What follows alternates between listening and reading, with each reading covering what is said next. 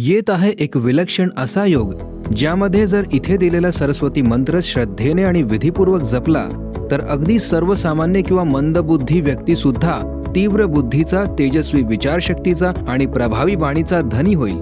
फक्त हा मंत्र निष्ठेने आणि योग्य पद्धतीने जपणं आवश्यक आहे.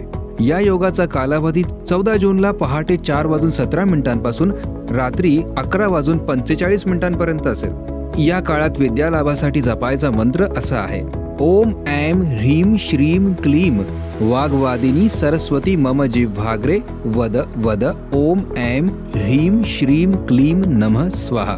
हा मंत्र 108 वेळा जपावा.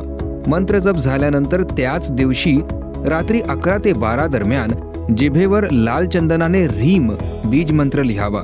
लिहिण्यासाठी सोन्याची किंवा चांदीची सलाई उपलब्ध नसेल तर अनाराच्या झाडाची काडी, पिंपळाच्या पानाचा देठ किंवा कुठल्याही झाडाची लाकडी काडी वापरावी. विशेष लक्षात घ्या, भारतातील बहुतांश राज्यांमध्ये जिथे महिनाखेर पौर्णिमेला मानला जातो तिथेच हा योग राहील. म्हणजेच गुजरात, महाराष्ट्र, कर्नाटक, तामिळनाडू, आंध्र प्रदेश सारख्या अमावास्येला महिनाखेर मानल्या जाणाऱ्या राज्यांमध्ये हा योग नसेल. त्या राज्यांमध्ये हा योग याच वर्षी 11 जुलैला येईल.